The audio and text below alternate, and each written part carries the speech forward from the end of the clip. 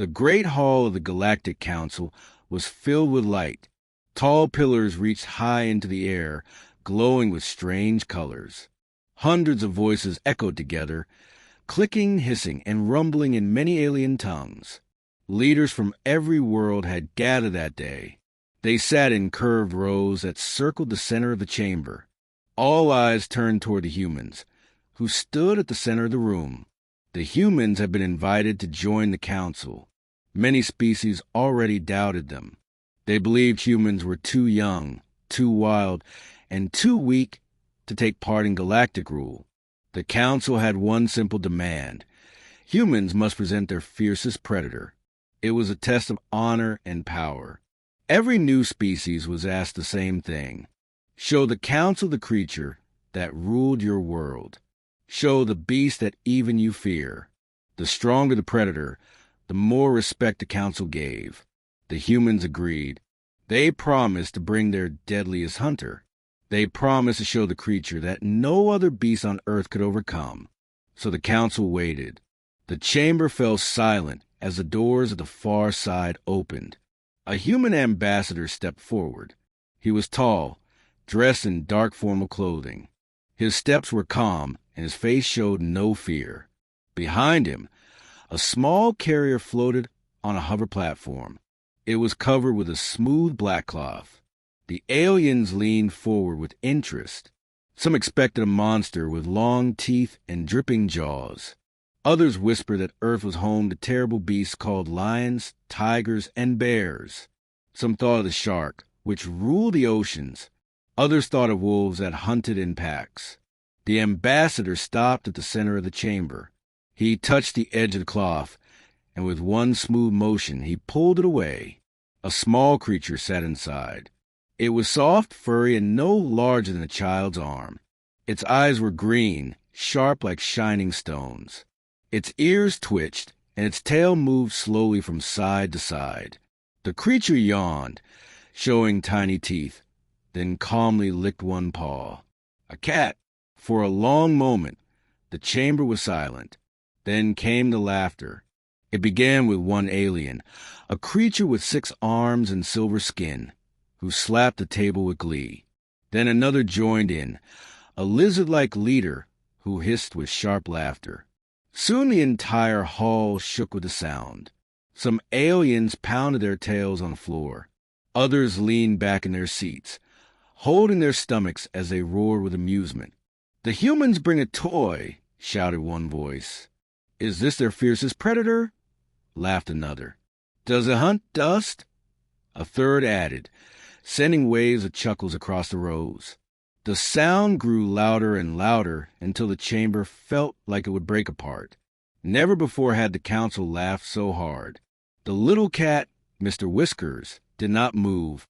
He only blinked once, then curled up inside the carrier as if none of the noise mattered. But the human ambassador did not laugh. He stood straight, his hands folded behind his back, his face calm. He let the laughter continue. He let the aliens mock. He did not stop them.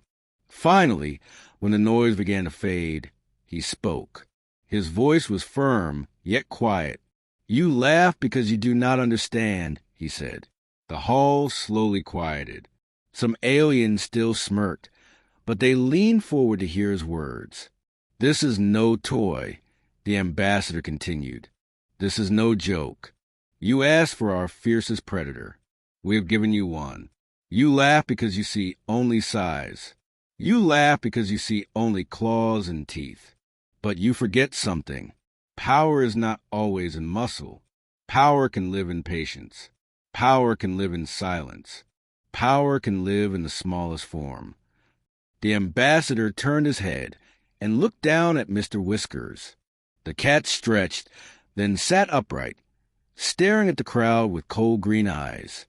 "On our world," the ambassador said slowly, "this creature has walked beside us for thousands of years. Yet we do not own it. We feed it. We shelter it. We obey it." Whole empires rose and fell, and still, this small hunter ruled quietly in every home. Lions and wolves bow to strength in the wild. Sharks rule only the sea. But this one, he paused, raising his hand toward the cat. This one rules us. The chamber was still now. The laughter was gone. Some aliens shifted uncomfortably in their seats. A few glanced at the cat with new eyes. The ambassador's gaze swept across the hall. You wish to see the fiercest predator of Earth, he said. You will see it. Not in this moment. Not in the way you expect. But you will see. And when you do, you will not laugh. Mr. Whiskers flicked his tail. His eyes narrowed. The silence in the hall deepened. The aliens, who moments ago had mocked and jeered, now found themselves unable to look away from the small creature in the carrier. The first seed of unease had been planted. The council did not know it yet, but their laughter had ended far too soon. The silence in the chamber stretched long after the laughter ended. Every alien eye was still fixed on the small animal sitting inside the carrier. Mr. Whiskers did not move. He simply licked his paw, blinked once, and gave the faintest flick of his tail. To the aliens, it looked lazy, even boring. But to the humans watching, it meant something else. They knew this was not laziness. This was control. The ambassador raised his hand, and the lights above dimmed slightly. A giant screen appeared behind him, showing scene from Earth. He spoke in a calm, steady tone that carried across the room. You think you understand predators. You measure them by claws, by fangs, by raw strength. But let me show you how wrong you are. The screen showed wide plains of golden grass.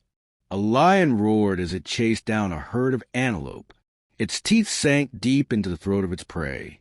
Several aliens leaned forward, their eyes shining with interest. This was what they expected. This is a lion, said the ambassador. Strong, fast, powerful. It is a hunter respected by all on Earth. Yet lions live only in certain lands. They fear fire. They fear men. They can be driven back with sharp sticks. The scene changed. Snowy mountains appeared, and a great bear rose up on its hind legs, towering high. With one swing of its paw, it smashed a tree trunk into pieces. Gasps rippled to the alien seats. This is the bear. Stronger than the lion, heavier than most beasts, but it is rare. It hibernates, and like the lion, it avoids man when it can. Next came the wide blue of the ocean. A shadow moved beneath the waves. Then the massive shape of a shark darted upward, its jaws wide, teeth flashing. It tore into a seal in a burst of red. This is a shark, deadly in water, unmatched in speed and bite. Yet it cannot breathe on land. It cannot climb. It cannot rule outside its own element. The screen went dark for a moment. Then it lit up again, showing a small, striped cat crouched low in tall grass. The cat's body was still, its belly pressed close to the ground. Only its tail twitched. Its eyes were locked on a bird nearby. The bird pecked at the dirt, unaware of what was coming. Suddenly, the cat sprang forward. In less than a heartbeat, the bird was in its jaws. And this, the ambassador said, is the cat. The aliens leaned closer. Many of them frowned or tilted their heads. The creature was so small, so fragile compared to the others. It seemed unfair to even place it beside lions and bears. Unlike the lion, the cat does not need great size. Unlike the bear, it does not vanish in winter. Unlike the shark, it does not stay in one world. The cat goes everywhere. To the mountains, to the deserts, to the frozen north, to the wet jungles, to the homes of humans themselves. The screen shifted. Now it showed villages and cities from different times in Earth's history. In every picture, cats were there. On rooftops, in temples, sleeping on the laps of kings, walking through the ruins of fallen empires. For thousands of years, the ambassador continued, we humans built homes, walls, ships, and machines. We thought we were masters. But through every age, the cat walked beside us. No cage held it. No command ruled it. It came and went as it wished, and we allowed it. No, more than that, we served it. An alien leader with long horns leaned forward, his voice sharp with disbelief. You served it? The ambassador smiled faintly. We fed it. We gave it warm fires. We made space for it in our homes. It hunted the pests that troubled us. Yes. But long after the pests were gone, we still kept it near. Why? Because something in its eyes told us we must. On the screen, paintings from ancient Earth appeared. Great statues of cats in golden temples. Carvings on stone walls. Ancient scrolls praising them as gods. In Egypt, the ambassador explained, they were worshipped. To harm one was a crime greater than striking a king. Soldiers guarded their temples. Priests bowed before them. Armies marched with their image on banners. We honored them as divine. The aliens whispered to one another, to worship a predator? To serve a creature so small? It was difficult for them to understand. The ambassador's voice grew softer, yet carried a weight that made every listener feel uneasy. Think of this. Lions may kill, but men can hunt lions. Bears may strike, but men can trap bears. Sharks may bite, but men can spear sharks. Yet the cat hunted us in a different way, not with teeth alone, with patience, with silence, with eyes that never looked away. And in time we stopped resisting. We let them rule. Mr. Whiskers stood now, stretching his back. His sharp claws slid out for a moment before pulling back in. His gaze swept across the chamber. Many aliens turned away quickly, their hearts beating faster for reasons they could not explain. The ambassador looked at them, one by one. You laughed, but you felt it, didn't you? Even for a moment. The way it stares, the way it waits. It is not size that makes a predator great. It is the ability to take control without effort. It is the ability to command fear before the fight even begins. The screen showed one final image. A human child lay sleeping, and at the foot of the bed, a small cat sat watch. Its eyes glowed in the dark. Even when we sleep, the ambassador whispered, they watch us. Even when we think we are safe, they are there. And still we allow it. Still we trust them. Still we bend to their will. Tell me, leaders of the galaxy, what other predator in the universe has conquered its prey so completely that the prey serves it willingly? The chamber was silent again. The laughter had been replaced by unease. The aliens shifted in their seats. Some rubbed at their arms as if a cold wind had passed through them. Others found themselves staring at Mr. Whiskers with new respect, even fear. The ambassador folded his hands behind his back. Earth's fiercest predator does not roar. It does not crush. It does not need to. It rules without chains, without armies, without war. That is true power. And that is what we bring before you today. Mr. Whiskers gave a single, slow blink. The hall, filled only moments ago with scorn, now trembled with... The Galactic Council chamber no longer rang with laughter. The mocking voices were gone. Instead, a cold silence hung heavy in the air. Alien eyes shifted nervously between the human ambassador and the small cat, now calmly grooming itself inside its carrier. But not every leader was convinced. Among the council sat General Koroth of the Threx Dominion. His armor was dark red, lined with scars from countless battles. He was taller than most beings in the chamber, his 6 eyes burning with pride and suspicion. He had fought beasts that tore starships apart with claws. He had crushed warriors twice his size. To him, the idea that this tiny animal was Earth's greatest predator was an insult. The general rose to his feet. His voice rumbled like thunder. This is a trick. You humans play games with toys while true warriors speak of blood. That creature is weak. I will prove it. The council stirred. A few whispered warnings, but none dared oppose the Threk's warlord. He was feared across systems for his cruelty. General Koroth lifted his clawed hand. "Bring the cragged beast," he commanded. A door opened at the side of the chamber. 2 armored guards dragged in a heavy cage. Inside, something slammed against the bars with enough force to shake the floor. The council members leaned back as the cage was rolled into the center. A foul smell spread through the air. From within came a deep, wet growl. The beast inside was revealed as the cage doors opened.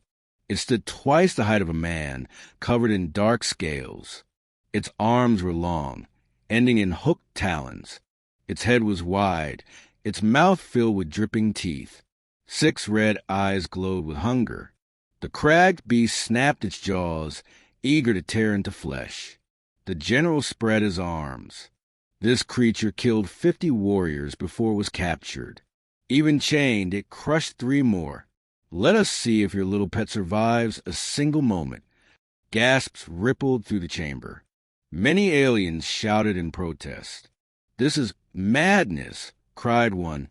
"The human creature will be torn apart." But the ambassador only stood calmly. He looked down at Mr. Whiskers, who stretched his back, completely unbothered by the roaring beast only steps away. "You may test," the ambassador said quietly, "but you will learn." The guards released the crag beast. It charged forward at once, slamming claws against the ground as it rushed toward the carrier. The sound of its roar filled the chamber, shaking the very air. The creature's teeth snapped together, dripping with saliva. Every alien leaned back, expecting blood, but Mr. Whiskers did not move. The cat stayed perfectly still, his body relaxed. His green eyes lifted to the towering monster. His tail twitched once. Slowly, he rose to his feet, shoulders low, eyes unblinking. The cragged beast froze. Its charge slowed, its roar cut off mid-breath. Its 6 eyes locked with the cat's. For the first time, it hesitated.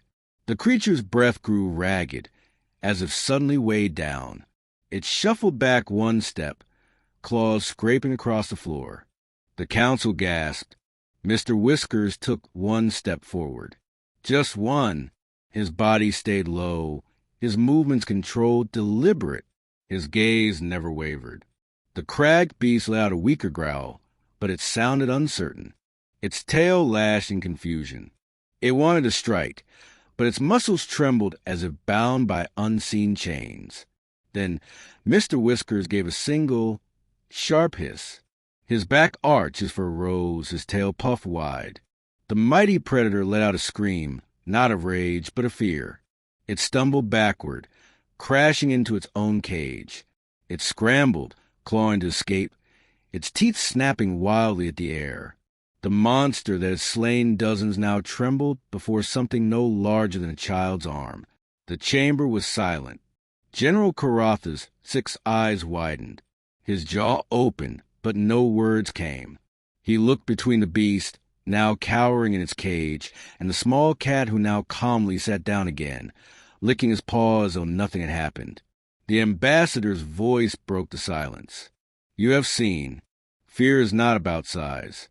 Fear is not about strength. Fear is about control. This predator does not need to fight to win. It rules through presence alone." One alien leader, a feathered scholar from the Avrek worlds, whispered, "Impossible, no beast has ever broken the will of a crag without striking it." But the truth was plain. The crag, once proud and violent, now pressed itself against the back of its cage, refusing to look toward the cat again. The ambassador stepped closer to the council. "Tell me," he said softly, "what is more dangerous? A predator that must kill to prove its power, or one that can shatter the heart of its prey without lifting claw?" No one answered. Mr. Whiskers curled back into his carrier, his tail wrapping neatly around his body. His eyes closed as if bored by the display. But the unease in the chamber only grew. Some alien leaders whispered to themselves in worry. Others stare at the cat with wide, unblinking eyes, unable to look away. The mighty crag beast's humiliation had carved a scar into their minds. General Karov slammed his fist onto the table, shattering the silence. "This proves nothing," he roared. "A trick of the mind." The beast was weak, confused by the council lights. Nothing more. But his words lacked the strength they once carried. Even his own soldiers shifted uncomfortably, their eyes betraying doubt. The ambassador did not argue. He only inclined his head and said, "Perhaps, or perhaps your champion has met a true master. You decide." The council murmured among themselves. Some looked to Karov with pity, others with anger. To many, the truth was clear. The humans had brought something different, something that defied their ideas of strength. In the shadows, Mr. Whiskers opened his eyes once more. They glowed faintly in the dim light, cold and sharp. For a moment, many in the chamber felt as if those eyes were staring directly at them, measuring, judging, deciding. A chill ran through the room. The laughter from earlier now seemed like a distant memory. In its place stood a silence full of dread. For the first time, the council began to wonder if the humans had not brought their weakest creature, but their most dangerous one. And in that moment, every leader present understood. The test of fear had only just begun. The cragged beast was dragged from the chamber in chains, still trembling, its 6 red eyes wide with terror. Its roars had turned into broken whimpers, as though the very memory of the cat had shattered its spirit. The council chamber remained silent even after the doors closed. No one dared laugh now. All around the curved rows, alien leaders shifted in their seats. Some scratched nervously at the edges of their robes. Others glanced at the small carrier where Mr. Whiskers sat calmly, washing his face with one paw. Every movement of the cat seemed sharper now, more threatening, as if the tiniest twitch of his tail carried hidden danger. At the center, the human ambassador stood still, his hands folded behind his back. His expression remained calm, but his voice carried weight as he spoke. "You see now," he said, "but you do not yet understand." General Karov growled from his seat. His pride had been broken, but his rage remained. "This proves nothing," he barked. "Fear is a moment. Fear is weakness of the mind. What is this creature compared to real war? To armies? To fleets of ships?" The ambassador did not raise his voice. He did not show anger. He only turned toward Karov and answered quietly. "You ask what this creature is compared to war? I ask you instead, what is war compared to this creature?" The council stirred. Whispers rose again, uncertain, fearful. The ambassador stepped forward. Behind him, the screen lit once more, showing new images from Earth. Villages at night, soldiers with weapons, fields where fire burned after battle, and always cats, watching from rooftops, walking calmly through ruins, sitting by the fires of men. "Understand this truth," the ambassador continued. "This creature does not need fleets. It does not need armies. It does not need war. It wins without fighting. It takes without asking. It commands without words." He paused, letting his words sink into the silence. "On Earth," he said, "the cat has no master. We feed it, yes. We protect it, yes. But do not mistake this as ownership. It is not we who rule them. It is they who rule us."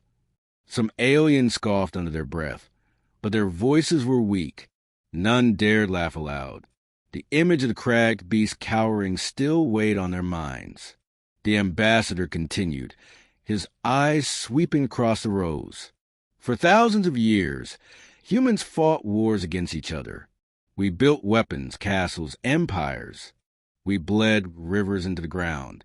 And always, cats walked beside us, not as servants, not as soldiers, as rulers, silent and patient. We fought our wars, and they watched. We crowned kings, and they curled on their thrones. We rose to the stars, and they followed us into the ships, making our cabins their new homes. We think ourselves their owners, but it is a lie we tell ourselves. Every human knows the truth. He stopped, letting the pause linger. Then he said, in a voice firm as steel, "Cats own us." Gasps rippled through the chamber. Some alien leaders recoiled as though struck. Others bent forward, desperate to hear more. The ambassador raised one hand, and the screen changed again. It showed ancient temples of Egypt, their walls carved with the image of cats. Golden statues, eyes set with gems, stood tall where priests once bowed. In the first great kingdoms of earth, cats were gods. To harm one was death. To worship one was honor. Entire armies stood guard to protect them. Tell me, council, what predator has ruled so completely that whole nations offer their lives in service? The screen changed once more.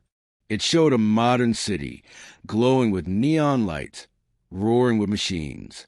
Cars rushed through streets. People filled crowded homes. And still cats, sitting in windows, walking across rooftops, sleeping on the laps of humans who bent their lives around them. Even now, the ambassador said, they rule. The world changed. The weapons changed. The skies filled with ships. Yet still they command, not with strength, not with armies, but with silence, with patience, with the knowledge that when they look at us, we cannot look away. He gestured to Mr. Whiskers. The cat sat tall now, his green eyes glowing in the light. His gaze swept across the council. Every leader who met his eyes felt a sudden chill, as though the small creature saw through them, as though it measured their hearts. Some leaders quickly turned away, unable to hold the stare. The ambassador's voice grew sharper. You mocked us when we brought this one before you. You called him weak. You called him a toy. And yet, your greatest predator now cowers in chains because of him. Do you think this is chance? Do you think this is accident? No, this is power. This is control. This is what you fear most. Domination without battle. General Karoth rose again, slamming a clawed fist against his table. You speak pretty words, he snarled. But I see only a trick. Fear is smoke. It fades. My warriors know fear, and yet we conquer. What will your beast do when faced with fire and steel? The ambassador turned, his eyes cold, his words measured. Perhaps you misunderstand, General. The question is not what the cat will do. The question is what you will do when it chooses to watch you, when it chooses to wait, when it chooses to strike only once, but in the moment you least expect. The chamber fell quiet again. The ambassador's gaze swept across them all. His voice grew softer, but it carried like a whisper in every ear. You fear lions because they roar. You fear bears because they strike. You fear sharks because they bite. But you fear cats because you do not know when they will act. They give you silence. And in silence, your own mind becomes your cage. That is true power. And you have felt it tonight. Mr. Whiskers yawned, baring small white teeth.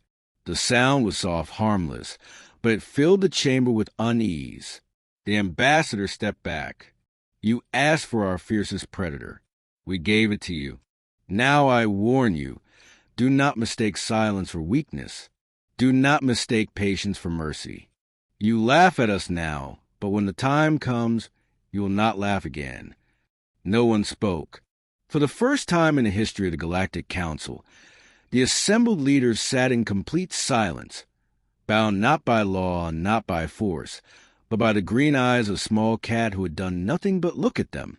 And the warning had been delivered. The chamber sat in heavy silence after the human's warning.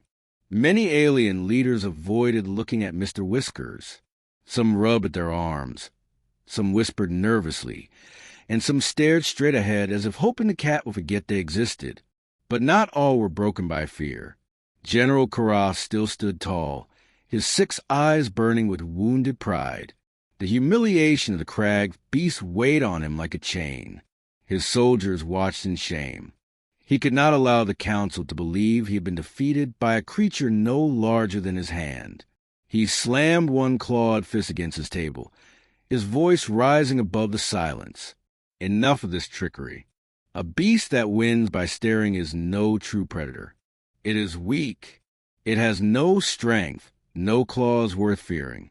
I will not bow to shadow. The council stirred nervously, but none dared stop him. Koroth leapt from his seat, landing heavily in the center of the chamber. His armor clanged as he walked forward, towering above the humans. He pointed one long claw toward the carrier. I challenge this so-called predator.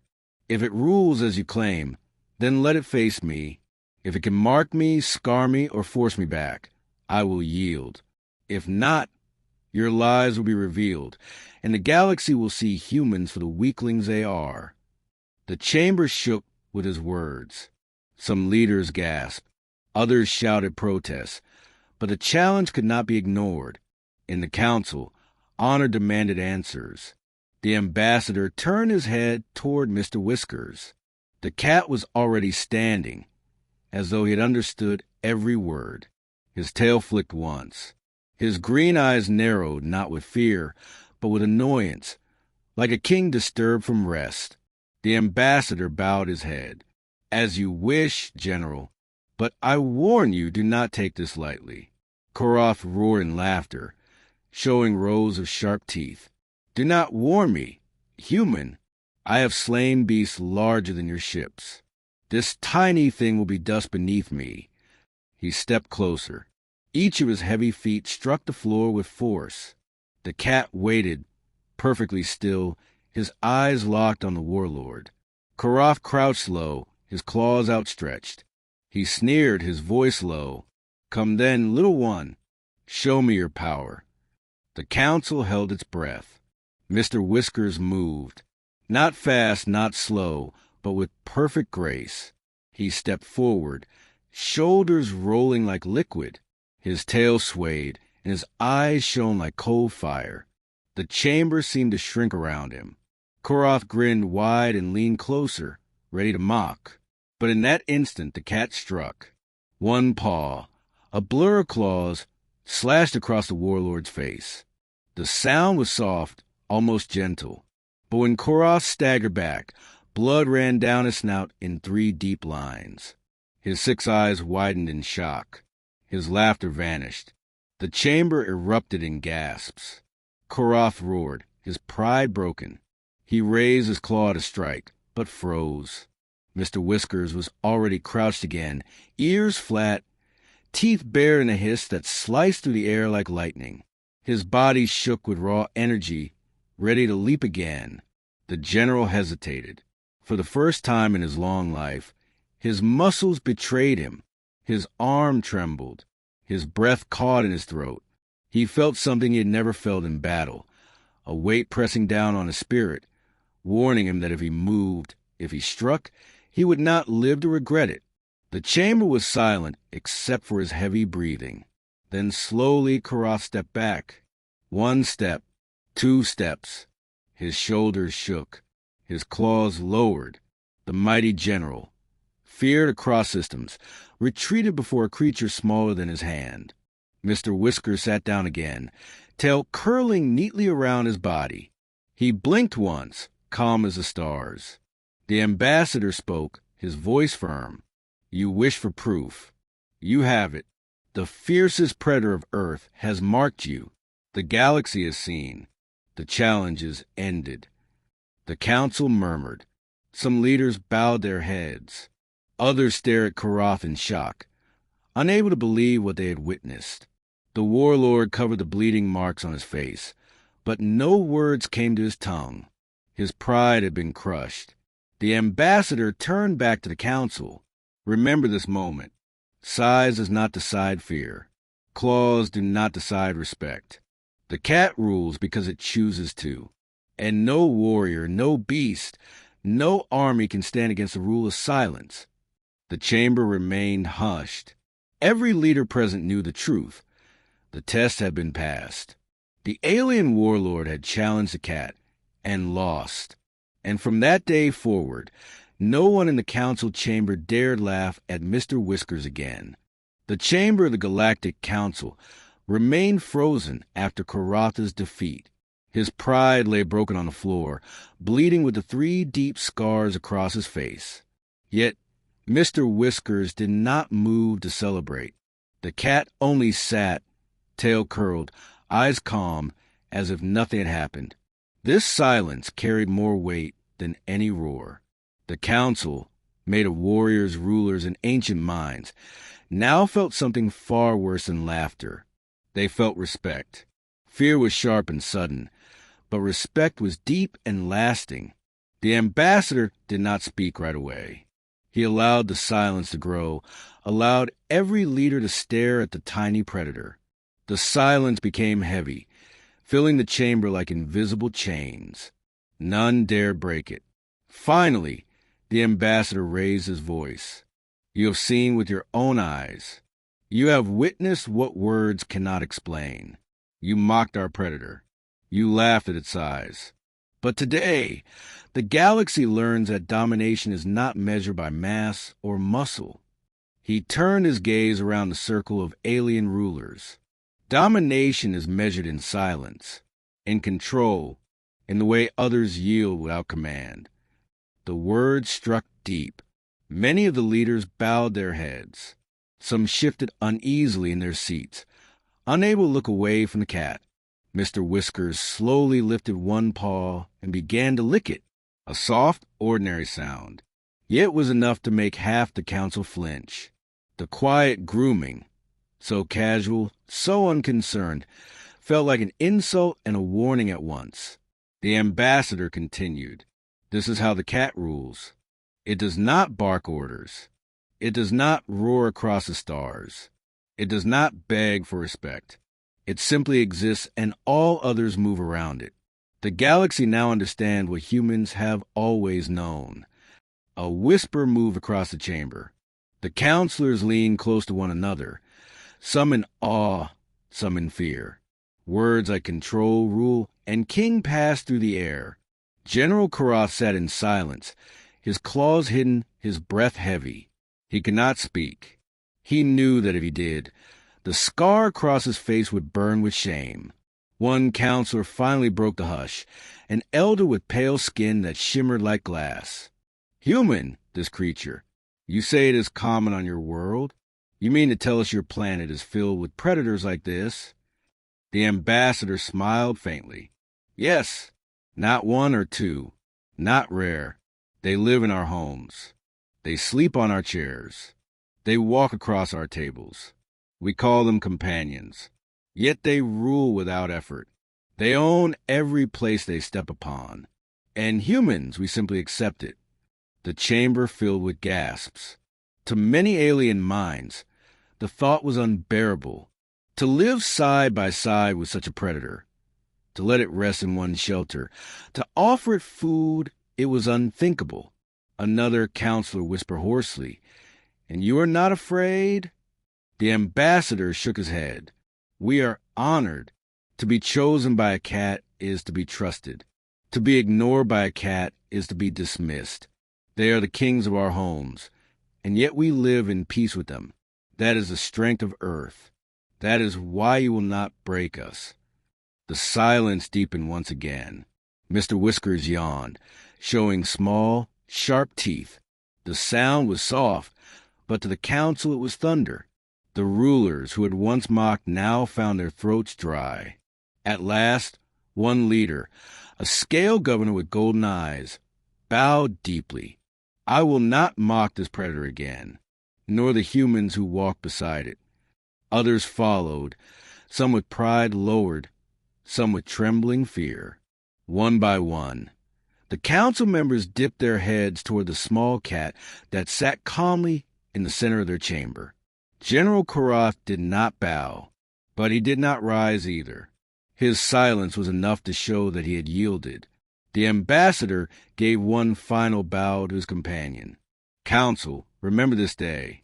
The galaxy has many armies, many fleets, many weapons, but it has only one true ruler of silence.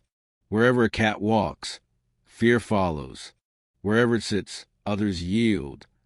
The chamber's great doors opened, and the session ended. The rulers left in silence, some in awe, some in terror. But none dared laugh. Mr. Whiskers stretched, flicked his tail, and padded calmly back into his carrier. To him, it was no great battle. It was simply another day. But to the galaxy, it was the beginning of a quiet rule, one enforced not by fleets or fire, but by the unblinking eyes of Earth's smallest king. The galaxy did not forget the council chamber. Whispers spread faster than ships could travel. Stories of the small Earth predator reached every corner of space. Some called it a Shadow King. Others named it the Silent Emperor.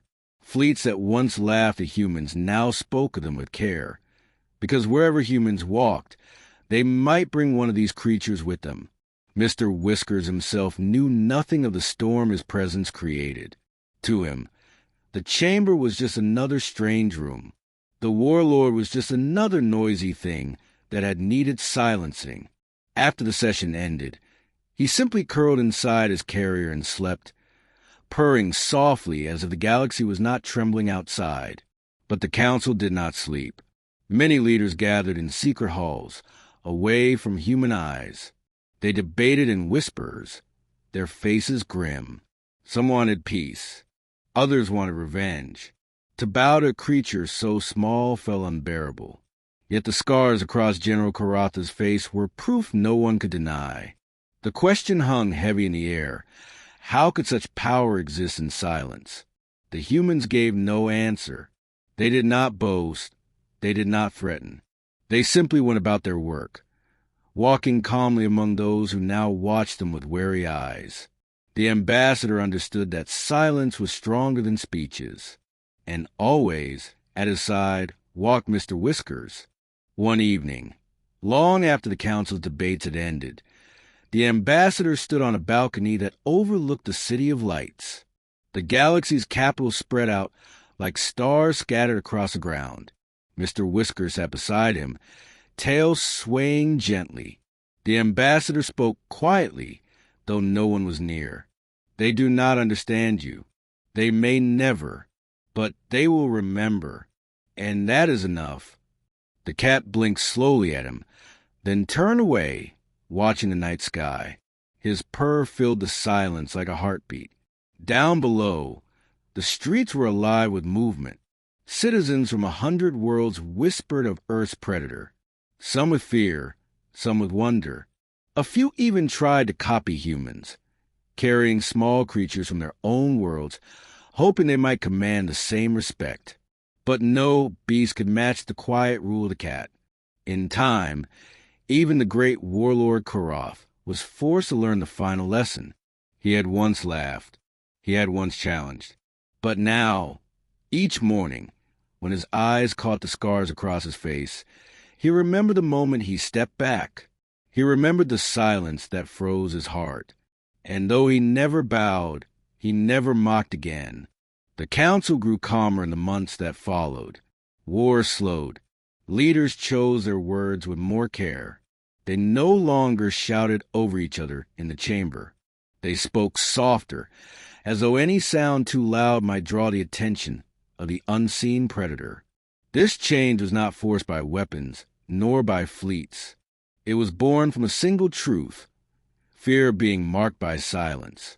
The humans knew this was the true victory. Not battles, not conquest, but respect that could not be erased. On Earth, life continued as always. In small houses and crowded cities, countless cats slept in sunbeams, walked across tables, and ruled their homes. They were not aware of their empire beyond the stars. They needed no throne, no crown, no council. Their rule was simple, silent, and absolute. And somewhere far away, in the heart of the galaxy, Mr. Whiskers stretched on a soft cushion inside his carrier. He blinked at the stars of window, his green eyes shining like tiny suns. The ambassador looked at him and smiled faintly. You are the quietest ruler the galaxy has ever known, and perhaps the wisest. The cat purred, unimpressed by titles. The galaxy had learned its final lesson. Power was not always loud. Sometimes it was small, sometimes it was soft, and sometimes it purred in the dark, unseen yet unforgettable. And so the galaxy bowed, not to ships, not to armies, not to fire, but to silence, to the house cat, to Mr. Whiskers.